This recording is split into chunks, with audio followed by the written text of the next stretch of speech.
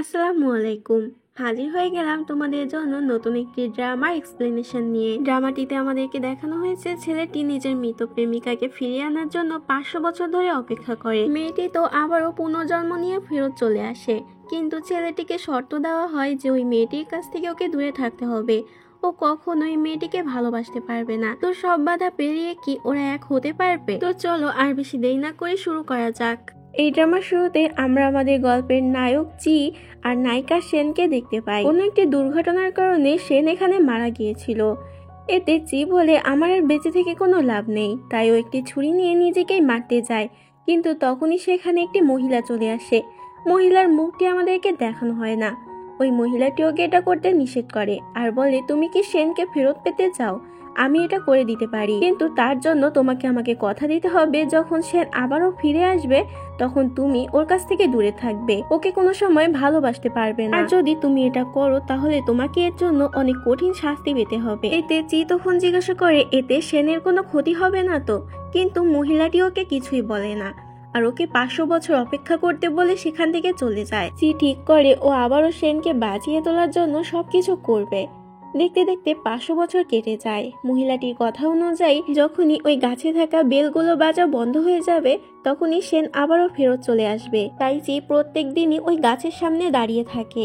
প্রত্যেক দিনের মতো আজও যখন চি ওই গাছের সামনে দাঁড়িয়ে ছিল তখনই বেল বাজা বন্ধ হয়ে যায় আর উপর থেকে একটি বেল নিচে পড়ে যায়।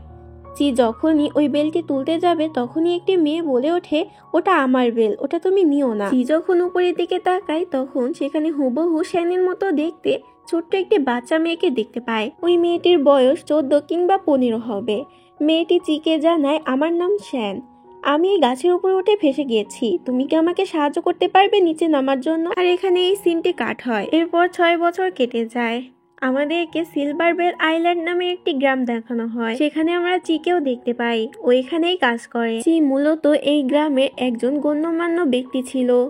এই গ্রামের মেয়র পর্যন্ত ওকে সম্মান করত। এরপর আমরা চিকে সেনের একটি পেন্টিং নিয়ে ওর দিকে মন খারাপ করে তাকিয়ে থাকতে দেখি। যদিও সেন তো পুনর্জন্ম নিয়ে ফেরত চলে এসেছিল, কিন্তু তারপরও চিকে ওর থেকে দূরে থাকতে হবে। এরপর আমরা শ্যানকে দেখতে পাই। শ্যান এতদিনে প্রাপ্তবয়স্ক হয়ে গিয়েছিল। প্রথা অনুযায়ী এই গ্রামে একটি ল্যান্টার্ন ফেস্টিভ্যাল হয়, তাই শ্যান তখন বেলগুলো দিয়ে ওই ফেস্টিভ্যালের জন্য এই জায়গাটি সাজাচ্ছিল। দূর থেকে আমরা চিকে ওর দিকেই তাকিয়ে থাকতে দেখি। তখনই সেখানে থাকা একটি শেলফ যখনই শ্যানের উপর পড়তেই যাবে তখনই চি এসে ওকে বাঁচিয়ে নেয়। শ্যানের তখন 6 বছর আগেকার কথা মনে পড়ে যায়। এই লোকটিই তো ওকে ওই গাছটি থেকে নামতে সাহায্য করেছিল। কিন্তু পর মুহূর্তে সেখান থেকে চি উধাও হয়ে যায়, কেননা ওর তো শ্যানের থেকে দূরে থাকতে হবে। কিন্তু যাওয়ার সময় চি ওর মোবাইল ফোনটি সেখানেই ফেলে যায়, যেটা শ্যান তুলে নেয়। পরের সিনে আমরা শ্যানকে সাইকেল চালিয়ে কোনো একটি জায়গায় যেতে দেখি। তখনই একটি পাথরে বেঁধে যাওয়ার কারণে ওর সাইকেলটি তো উল্টে যায়, কিন্তু তার আগে সেখানে চি এসে ওকে বাঁচিয়ে নেয়। শ্যান তখন চিকে ওর মোবাইল ফোনটি ফেরত দিয়ে দেয়।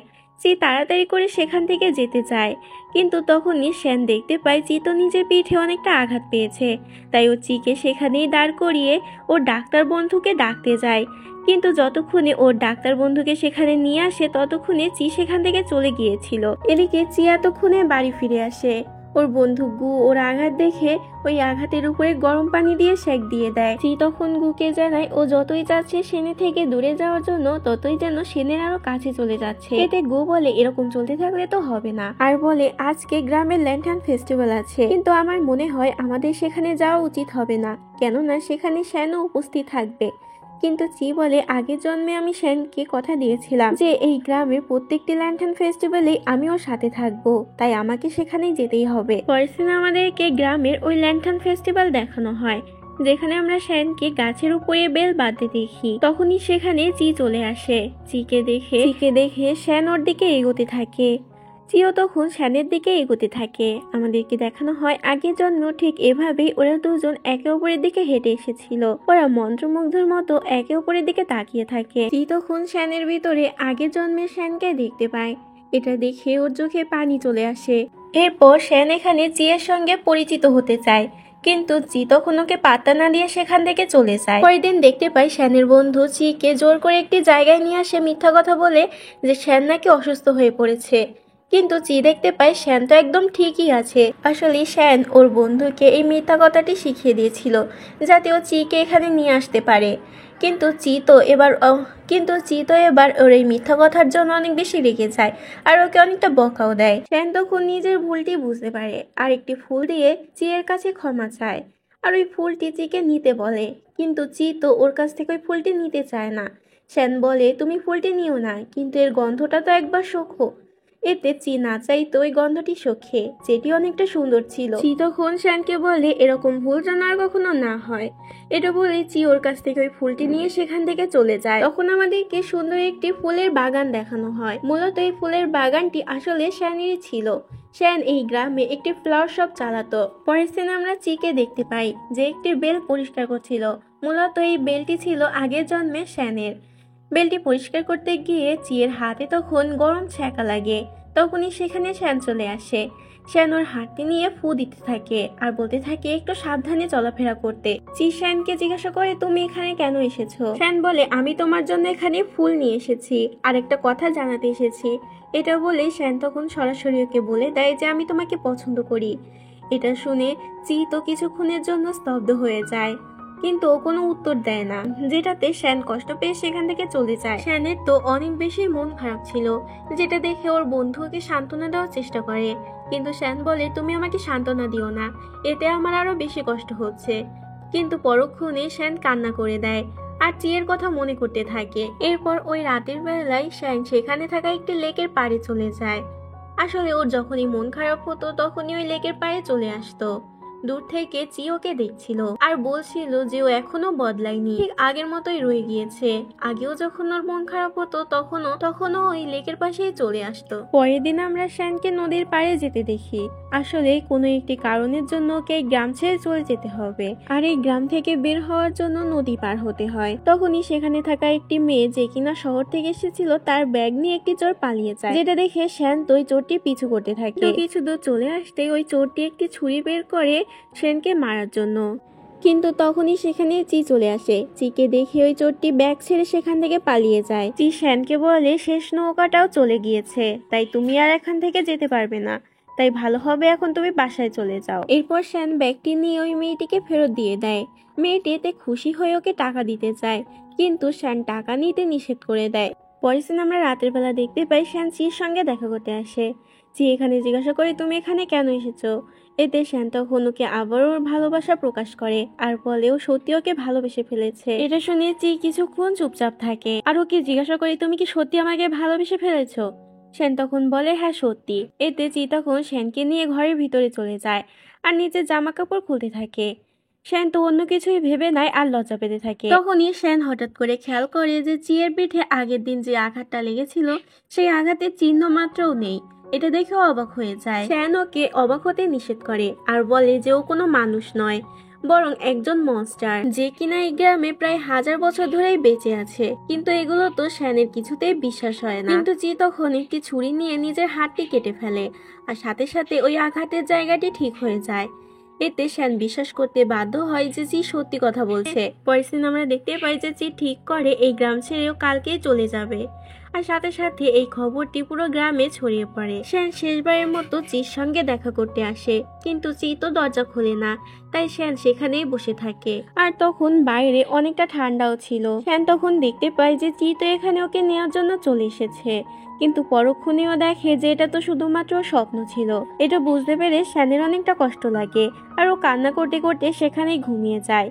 অনেকটা রাত হয়ে গিয়েছিল, তাই চি তখন বাইরে বেরিয়ে আসে আর শ্যানকে সেখান থেকে নিয়ে রুমের ভিতরে চলে আসে। শ্যান তখন নিজের চোখ খোলে আর চিকে দেখে মনে করে ও হয়তো স্বপ্ন দেখছে, তাই ও তখন চিকে নিজের কাছে টেনে নেয়। চিও তখন নিজেকে আটকে রাখতে পারছিল না, কিন্তু অনেক কষ্টেও নিজেকে সামলায় আর সেখান থেকে বেরিয়ে যায়।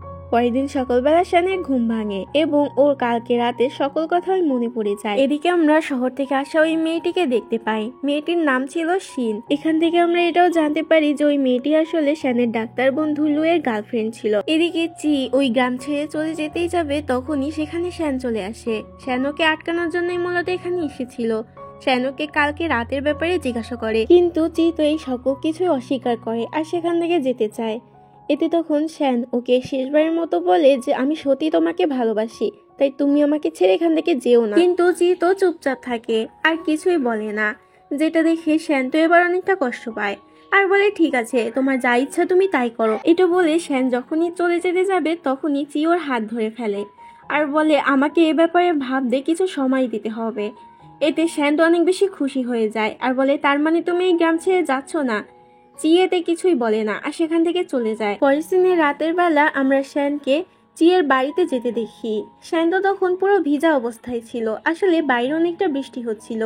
এটা দেখে চি ওকে ভিতরে আনে আর ওকে পরার জন্য একটি নিজের শার্ট দেয়। শ্যান এখানে চিকে বলে যে তুমি তো আমার কাছ থেকে ভাবার জন্য সময় চেয়েছিলে, তো এখন কি তুমি নিজের সিদ্ধান্ত নিয়েছো? কিন্তু চি ওকে কিছুই বলে না আর এবারও চুপ থাকে। এরপর চি বলে যে এখানে অনেক কিছু আছে যা তোমার ধারণার বাইরে। পরের দিন আমরা রাতের বেলা এদের 5 জনকে একসাথে বসে মুভি দেখতে দেখি। এখানে শ্যান বারবার চিকে দেখার চেষ্টা করছিল, কিন্তু মাঝখানে গু থাকার কারণে ও তো চিকে দেখতেই পাচ্ছিল না। চি তখন এটা বুঝতে পারে আর নিজে থেকেই গুকে সরিয়ে দেয়।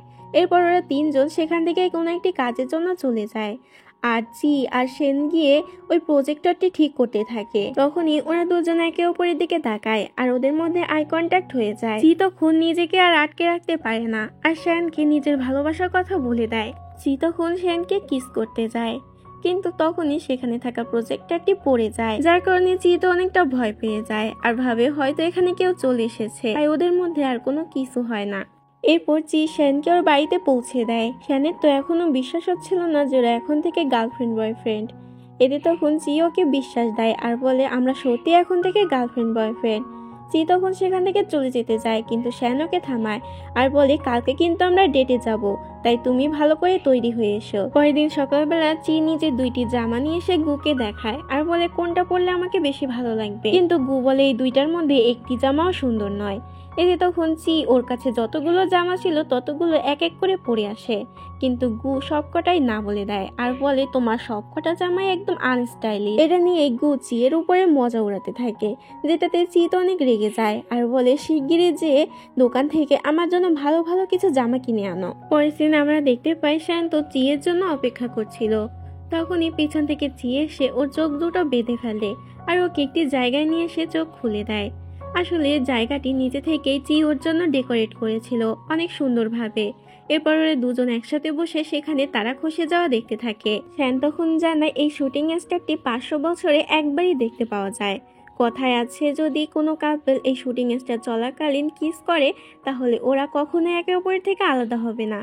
এতে তখন চিওকে কিস করতে যায়, কিন্তু তখনই সেখানে কাবাবে হাড্ডি হয়ে লু আর শিন চলে আসে। এতে ওরা দুজন অনেকটা অস্বস্তিতে পড়ে যায়। এরপর ঘোরাঘুরি শেষ হয়ে গেলে চি শ্যানকে ওর বাসায় পৌঁছে দিয়ে সেখান থেকে যেতে থাকে, কিন্তু তখনই ওর বুকে অনেকটা ব্যথা হতে থাকে। পরের দিন সকালবেলা দেখানো হয় গু চিকে বলে তোমাকে নিজেকে কন্ট্রোল করতে হবে শ্যানের কাছাকাছি যাওয়া থেকে, যতদিন না আমরা কোনো উপায় খুঁজে পাচ্ছি। চিয়েতে একটু চিন্তায় পড়ে যায়। রাতের বেলা আমরা দেখতে পাই বাইরে অনেকটা বৃষ্টি হচ্ছিল। শ্যান তো ভয়ের জন্য কম্বলের তলায় গুটিসুটি হয়ে বসেছিল। তোমরা কে কে বৃষ্টির দিন কম্বলের ভিতরে এভাবে শুয়ে থাকতে বা বসে থাকতে পছন্দ করো তা আমাকে কমেন্টে অবশ্যই জানিও। তখনই দরজায় কেউ একজন আসে। শ্যান দরজা খুলে দেখতে পায় এখানে তো চি এসেছিল। চি তো বৃষ্টিতে পুরো ভিজা অবস্থায় ছিল, তাই তাড়াতাড়ি শ্যানকে ঘরের ভিতরে ঢোকায় আর লুয়ের একটি টি শার্ট পরতে দেয়, যেটি কিনা লু ওকে ধোয়ার জন্য দিয়েছিল। এখানে ওরা দুজনেই দুজনের সঙ্গে কথা বলতে অনেকটা লজ্জা পাচ্ছিল। এরপর চিয়ে শোয়ার জন্য ওরা দুজন মিলে নিচে একটি বিছনা পাততে থাকে। তখনই হঠাৎ করেই শ্যান পিছন দিকে ফেরে আর ওরা দুজন আবারও একে অপরের মুখোমুখি হয়ে যায়, কিন্তু তখনই হঠাৎ করে সেখানে বিদ্যুৎ চমকে ওঠে, যার কারণে শ্যান অনেকটা ভয় পেয়ে যায়। চি তখন ওকে সামলায়। এরপর চি নিচে শুয়ে পড়ে আর শ্যান উপরে শুয়ে পড়ে। পরের দিন সকালবেলা শ্যান নিজের ফ্লাওয়ার শপে কাজ করতে থাকে। তখনই সেখানে চি চলে আসে। চি শ্যানকে বলে আমরা সব সময় একসাথে থাকবো আর কখনো একে অপরের থেকে আলাদা হব না। ওরা দুজনই তো অনেক বেশি খুশি ছিল আর ওরা তখন বাইরে বেরিয়ে পড়ে। শ্যান আর চি ওই গাছের কাছে চলে আসে আর ওখানে বেল বেঁধে নিজেদের উইশ জানায়। এরপর চি ফাইনালি শ্যানকে কিস করে, কিন্তু তখনই হঠাৎ করেই অজ্ঞান হয়ে যায়। আসলে কথা অনুযায়ী ওকে তো শ্যানের থেকে দূরে থাকতে হবে, কিন্তু ও কিন্তু ও তো শ্যানকে কিসই করে দিয়েছে, যার কারণে এর প্রভাব ওর উপর অনেক বেশি মাত্রায় পড়েছে। শ্যান তখন অনেকটা চিন্তায় পড়ে যায়, আর তখনই ও চিয়ের বুকে একটি ক্ষত চিহ্ন দেখতে পায়। এরপর শ্যান চিকে নিয়ে ওর বাড়িতে চলে আসে, যেখানে গুয়োকে সবকিছু জানিয়ে দেয় আর বলে চি যতবারই তোমার কাছে যাওয়ার চেষ্টা করবে বা তোমাকে ছোবে ততবারই ওকে এই অসহ্য যন্ত্রণা সহ্য করতে হবে। যেটা শুনে শ্যানের তো চিয়ের জন্য অনেক বেশি খারাপ লাগে। পরের সিনে আমরা ওদের দুজনকে একটি খোলা মাঠে শুয়ে থাকতে দেখি। শ্যানের হাতে তখন একটি কটন ক্যান্ডি ছিল। এতে তখন চি বলে তাড়াতাড়ি এটা খেয়ে নাও, না হলে এটা তো হাওয়ায় উড়ে যাবে। যেটাতে শ্যান বলে তোমাকে ছাড়া আমি এটা কিভাবে খাবো। তখন ওরা দুজন উঠে একসাথে ওই কটন ক্যান্ডিটি খায়। চি তখন শ্যানকে ছুতে যায়, কিন্তু শ্যান তো দূরে সরে যায়, কেননা ও তো জানতো যে চি এতে অনেক বেশি অসহ্য যন্ত্রণা সহ্য করবে। এটা দেখে চিয়ের তো অনেকটা কষ্ট লাগে যে ও চাইলেও শ্যানকে ছুতে পারছে না। যেটা দেখে শ্যান ওর মন ভালো করার জন্য বলে তুমি একটি কথা জানো। চি বলে কি। এতে তখন শ্যান বলে এই যে যেমন এই কটন ক্যান্ডিটি আমার হাতে আছে, আমার মনে হচ্ছে যে পুরো আকাশের মেঘটি আমার হাতে আছে, তেমন তুমি আমার পাশে আছো, আমার মনে হচ্ছে যে পুরো পৃথিবীটাই আমার পাশে আছে, আমার আর কাউকে দরকার নেই, শুধু তুমি আমার পাশে থেকো। এটা শুনে চিতো অনেক বেশি খুশি হয়ে যায়। পরের সিন আমরা দেখতে পাই ওরা দুজন মিলে কাপড় চোপড় শুকা দিচ্ছিল। তখনই শ্যান কাপড়ের ভিতরে চিয়ের ছায়া দেখতে পায়। এতেও বলে আমি তোমাকে ছুতে পারবো না, এটা ঠিক আছে, কিন্তু আমি তোমার ছায়া তো ছুতে পারবো। এটা বলে ও ছায়ার দিকে নিজের নাক বাড়িয়ে দেয়। চিও তখন নিজের নাকটি বাড়িয়ে দেয়। এতে ওদের দুইজনের ছায়াই এক হয়ে যায়। তখন তো চিয়ের আবারও কষ্ট লাগতে থাকে যে ও শ্যানকে কখনো ছুতে পারবে না, তাই ও সেখান থেকে চলে যায়। চি সেখান থেকে চলে গেলে শ্যান সেখানে থাকা চিয়ের জামা কাপড়গুলো দেখতে থাকে আর ওগুলো শুকতে থাকে, যেটা দূর থেকে চি দেখছিল। এরপর রাতের বেলা আমাদেরকে দেখানো হয় চি শ্যানকে ওর বাসায় পৌঁছে দিতে আসে। শ্যান তখন দরজা আটকে দেয় আর ওই কাচের দিকে নিজের ঠোঁটটি এগিয়ে দেয়। চি বুঝতে পারে যে ও কি বলতে চাচ্ছে। চি তখন গিয়ে সেখান থেকে ওকে কিস করে। ওরা দুজন একে অপরকে ছুতে পারবে না ঠিক, কিন্তু ওরা একে অপরের সঙ্গে থাকতে পারছে, এটাই ওদের কাছে অনেক বড় ব্যাপার। ওরা দুজনই একে অপরের সঙ্গে অনেকটা খুশি ছিল। পরের দিন ওরা ওদের বিয়ের জন্য একটি জায়গা দেখতে যায়। জায়গাটি অনেক বেশি সুন্দর ছিল। চিয়ের তখন মনে পড়ে আগের জন্মে ঠিক এই জায়গায় ওদের বিয়ে হওয়ার কথা ছিল, কিন্তু তার আগে শ্যান তো মারা গিয়েছিল। পরের সিনে আমরা শ্যানকে চিয়ের বাড়িতে আসতে দেখি। তখন চি বাসায় ছিল না। তখনই হঠাৎ করে সেখানে থাকা একটি সিক্রেট দরজা খুলে যায়। শ্যান তো এটা দেখে অনেক বেশি অবাক হয়ে যায় আর কৌতূহলবশত তার ভিতরে চলে যায়। শ্যান সেখানে অনেকগুলো বেল বাতা দেখতে পায় আর সেখানে নিজের আগের জন্মে পেন্টিংটি দেখতে পায়। এতে শ্যান বুঝতে পারে যে চিওর কাছ থেকে কিছু একটা লুকাচ্ছে। তখনই হঠাৎ করে শ্যানের নিজেদের আগের জন্মের সকল ঘটনা মনে পড়তে থাকে, যে কিভাবে ওদের দেখা হয়েছিল। শ্যান তখন এটাও রিয়েলাইজ করতে পারে যে ওর সাথে থাকলে চিয়ের কতটা ক্ষতি হবে, চি কতটা অসহ্য যন্ত্রণা সহ্য করবে। আসলে প্রথম দিক থেকে ও জানতো চি যদি ওকে ছোঁয় তাহলে চি অসুস্থ হয়ে পড়বে। এটা চিয়ের সাধারণ কোনো রোগ, যেটা ডাক্তার দেখালেই ঠিক হয়ে যাবে, কিন্তু এখনো বুঝতে পেরেছে যে এটা কোনো রোগ নয়, বরং একটি অভিশাপ। তাই তো ও অনেকটা ভেঙে পড়ে। তখনই আমাদেরকে ফ্ল্যাশব্যাকের মাধ্যমে দেখানো হয় যেখানে আগের জন্মে চি শ্যানের গ্রামের লোকদেরকে মেরে ফেলতে যায়, কিন্তু তখনই শ্যান সামনে চলে আসে, যার কারণে ছুরিটি শ্যানের পেটের ভেতরে ঢুকে যায় আর শ্যান সেখানেই মারা যায়। পরে সিনে দেখতে পাই চি শ্যানের জন্য খাবার নিয়ে আসে, কিন্তু শ্যান তো অনেকটা মনমরা হয়ে বসেছিল, যার কারণে চি ওকে জিজ্ঞাসা করে কিছু কি হয়েছে, কিন্তু শ্যান ওকে কিছুই বলে না। এরপর শ্যান চিয়ের সঙ্গে ব্রেকআপ করে দেয়। এটা বলে যে ও চিয়ের সঙ্গে কোনো রকম সম্পর্ক রাখতে পারবে না। পরের দিন সকালবেলা শ্যানের যখন ঘুম ভাঙে তখনও দেখতে পাই চি তোর পারমিশন ছাড়াই ওর ঘরের ভিতরে ঢুকে বসে আছে, যেটা দেখে ও তো অনেক বেশি রেগে যায়। চি তখন ওকে সামলাতে থাকে আর বলে তুমি কেন আমার সঙ্গে ব্রেকআপ করতে চাচ্ছ, আমরা তো একে অপরকে ভালোবাসি। কিন্তু শ্যান তখন ওকে অনেক হার্ট করে কথা বলতে থাকে আর বলে তুমি তো আমাকে ছুঁতেও পারবে না, তোমার জন্য আমার জীবনটা নষ্ট হয়ে যাবে, না তুমি আমাকে কিস করতে পারবে, না আমার ভালো বয়ফ্রেন্ড হতে পারবে। এটা শুনে চি তো অনেক বেশি রেগে যায় আর শ্যানকে খাটের উপরে শুয়ে দিয়ে ওকে কিস করতে থাকে। পরের দিন লু দৌড়ে দৌড়ে চিয়ের কাছে আসে আর বলে শ্যান নাকি এই গ্রাম ছেড়ে চলে যাচ্ছে, যেটা শুনে চি তাড়াতাড়ি শ্যানের কাছে যায় আর বলে তুমি কেন এখান থেকে চলে যাচ্ছ। শ্যান বলে কেন না আমি তোমাকে আর দেখতে চাই না, তাই আমি এই গ্রাম ছেড়ে চলে যাচ্ছি। যেটা শুনে চি অনেকটা কষ্ট পায় আর বলে সমস্যা যখন আমি, তখন তুমি কেন চলে যাবে, আমি কালকে এখান থেকে চলে যাব, তুমি প্লিজ বাড়ি ফিরে যাও। এটা বলি চি সেখান থেকে কষ্ট পেয়ে চলে যায়। শ্যান তখন ওইদিকে ফিরে কান্না করতে শুরু করে, কিন্তু তখনই সেখানে আবারও চি চলে আসে। চি বলে, আমি জানতাম তুমি আমাকে ভালোবাসো, না হলে তুমি কেন কান্না করছো? এতে শ্যান বলে, আমার চোখে কি যেন একটি পড়েছে। চি বলে, তুমি সত্যি করে বলো তো, তোমার কি সবকিছু মনে পড়ে গেছে? এতে শ্যান তখন বলে, হ্যাঁ, আমার সবকিছু মনে পড়ে গিয়েছে, যে আমাদের বিয়ের দিন কি হয়েছিল আর কেন আমি আবারও পুনর্জন্ম নিয়ে ফেরত এসেছি। চি তখন বারবার শ্যানের কাছে ক্ষমা চাইতে থাকে আর বলে, ওই সব কিছু ভুলে যাও আর আমরা দুজন একসাথে থাকবো। কিন্তু শ্যান ওর কোনো কথা না শুনে সেখান থেকে চলে যায়। এসব কিছু চিয়ের ভালোর জন্যই করছিল, কিন্তু চিও তো হার মানার পাত্র ছিল না। ও শ্যানের পেছন পেছন শ্যানের বাড়ি অব্দি চলে আসে আর সেখানে বসে শ্যানকে জ্বালাতে শুরু করে।